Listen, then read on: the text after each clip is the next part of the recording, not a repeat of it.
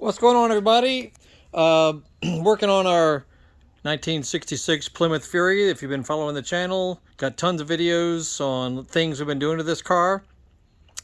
The latest issue was, here's the main headlight switch for the dash.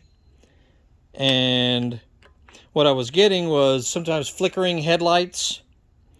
And what I noticed is, this is a little floppy loose right here.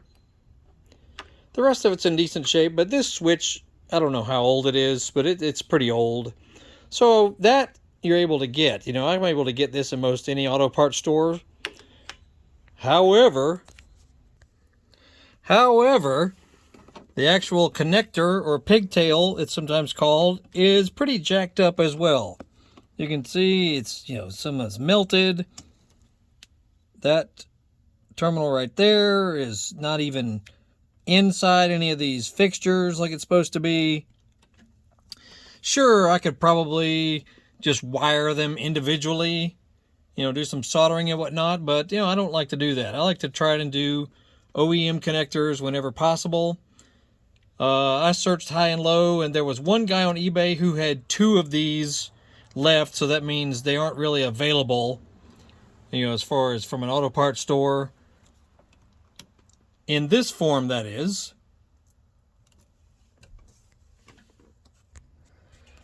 But if you keep searching, you will find one. Notice that it's got 7 terminals in here. 7. All right. And notice they're kind of awkward. Some of them are kind of slanted, a little weird looking, So that's something that's very specific about this switch and connection. All right, I searched online, for quite a while today, and I found this is a Dorman connector. I'll put a link down below where it came from and the part number and all that. The only difference was it had 2 additional connections on the outer corner that obviously could not clear. I wouldn't be able to get them over these 2 humps right here. So I said, why not? Let's give it a try. So you take your hacksaw and just chop off that amount right there. It should be fine, everything else. And I'll be darned if this does not fit this exactly. As you see it put together, it fits precisely. So all I have to do, I'll have to do some soldering, and I'll reconnect these wires to the existing harness inside. I'm fine with doing soldering and heat shrink and all that, so I'll do that. No big deal.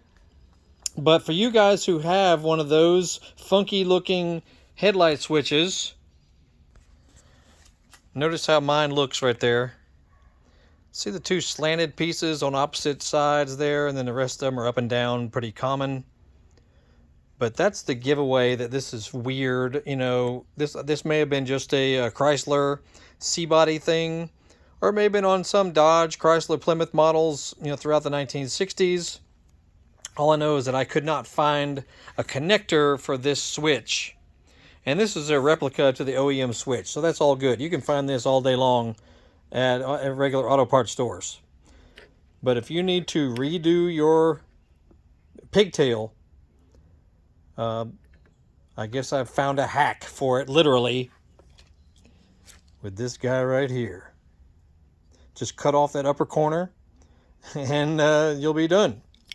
So yeah, very happy about that. And we'll get that going. Check out other videos about this car. We've got stuff about working on the clock on the dash, how to remove the dash bezels. Just miscellaneous things about the engine and exhaust and stuff. So you'll see a thumbnail link that'll pop up at the end of this video, as well as if you look in our description of this video, there'll be all kinds of links that send you to our eBay store, Amazon store, social media links, stuff everywhere. And if you feel like to make a donation to the channel, please do. You can click the thanks button underneath the video, and we really appreciate any help you can give us. Anyway, there you go. I'll put the link of what part number this guy is right here. And for the headlight switch itself, I'll put part numbers for that. And that's it. Biker Dave signing off. 66 Plymouth Fury is getting on improving even more. Y'all have a good night.